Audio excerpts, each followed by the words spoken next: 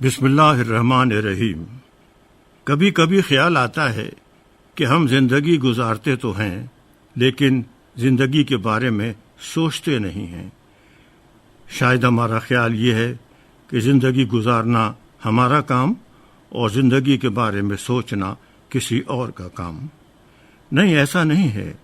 سوچ کر زندگی گزارنا ہر ذی روح کا کام ہے۔ وہ انسان ہی کیا جس کی زندگی سوچ سمجھ سے ہمکنار نہ ہو۔ شاید یہی وجہ ہے کہ ہر طبقہ زندگی سے تعلق رکھنے والوں نے زندگی کے بارے میں اپنے اپنے لحاظ سے کچھ نہ کچھ ضرور کہا ہے۔ کسی نے کہا زندگی کیا ہے عناصر میں ظہور ترتیب، موت کیا ہے انہی اجزاء کا پریشاں ہونا۔ کسی نے کہا زندگی روح اور مادے کے اشتراک کا نام ہے۔ کسی نے کہا زندگی زندہ دلی کا نام ہے۔ لیکن جب دینی لحاظ سے سوچتے ہیں تو زندگی عبد و معبود کے درمیان تعلق کا نام ہے، اور یہی وہ تعلق ہے جو بندگان خدا کو ایک دوسرے سے قریب کر دیتا ہے اور انسان بندگی کے صحیح مفہوم سے واقف ہو جاتا ہے۔ یہی زندگی وہی زندگی ہے جہاں اللہ کی بندگی اور اللہ کے بندوں سے محبت موجود ہو۔ زندگی خواہ کتنی آسائش کے ساتھ کیوں نہ گزاری جائے، دراصل زندگی وہی ہے جو پاکیزگی کے ساتھ گزاری جائے۔ پاکیزگی صرف جسم کی نہیں بلکہ زبان کی پاکیزگی، نگاہ کی پاکیزگی اور چال چلن کی پاکیزگی۔ جب پاکیزگی سرمایہ زندگی ہو تو وہ پھر مثالی زندگی ہوتی ہے۔ یہی وجہ ہے کہ اللہ تعالیٰ قرآن کریم میں پاکیزہ زندگی کی جانب اشارہ فرما رہا ہے۔ جن مردوں یا عورتوں نے عمل صالح انجام دیا اور وہ مومن بھی ہوں تو ہم انہیں پاک و پاکیزہ زندگی عطا کریں گے، اور جو انہوں نے اچھے اچھے کام کیے ہیں نا، ہم ان کو بہترین صلہ عطا کریں گے۔ یہ پاکیزہ زندگی کا وعدہ ان صاحبان ایمان کے لیے ہے جنہوں نے عمل صالح انجام دیا ہو۔ عمل صالح وہی عمل ہے جو خوشنودی الہی کے حصول کا باعث ہو۔ خوشنودی الہی کا سبب وہی عمل ہوگا جو عبادت الہی پر مرکوز ہو۔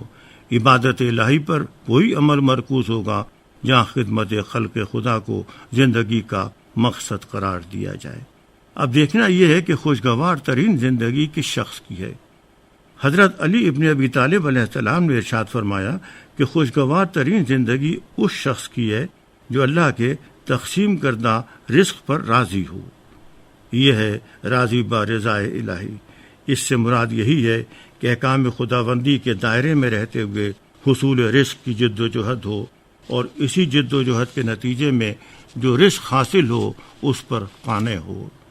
اس لحاظ سے وہ زندگی خوشگوار زندگی ہے جس میں قناعت ہو، جس میں حسد نہ ہو، جس میں ہوس نہ ہو، اور جس میں کسی دوسرے کی حق تلفی نہ ہو۔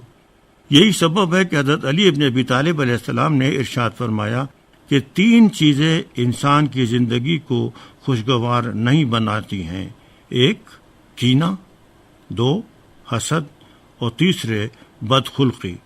اسی لیے یہ بھی ارشاد ہوا کہ اس شخص کی زندگی سب سے بہتر ہے جس کے ساتھ دوسروں کی زندگی بہتر گزرے۔ زندگی وہی ہوتی ہے جہاں اخلاقی اقدار کا احترام کیا جائے، جہاں باہم مل جل کر رہا جائے، اور جہاں امن و سکون کا ماحول ہو۔ زندگی صرف ایک فرد کی نہیں ہوا کرتی بلکہ سارے معاشرے کی زندگی ہوتی ہے۔ اگر ایک شخص بھی اپنے عمل سے ماحول کو پراگندہ کر دے تو پھر ظاہر ہے سارے کا سارا ماحول، معاشرہ خراب سے خراب تر ہو جاتا ہے۔ ان تمام خیالات کی روشنی میں زندگی کی چکا چوند آنکھوں کو نہ بھائے، بلکہ زندگی سادگی اور ذکر و شکر سے عبارت ہو۔ حضرت علی ابن ابی طالب علیہ السلام نے ایک ارشاد گرامی میں تمام عالم انسانی کو ایک اہم پیغام دیا ہے، اور وہ کیا ہے؟ وہ یہ ہے کہ میں نے خوشگوار زندگی کو تلاش کیا تو خواہشات نفسانی کے ترک کیے بغیر حاصل نہ کر سکا، اس لیے تم بھی اپنی خواہشات کو ترک کر دو تاکہ تمہاری زندگی خوشگوار ہو۔ اس طرح پاکیزہ زندگی اور خوشگوار زندگی وہی ہے جو احکام الہی اور دینی تعلیمات سے آراستہ ہو اور یہی زندگی ہمیں ہر قدم پر روشنی بہم پہنچاتی ہے۔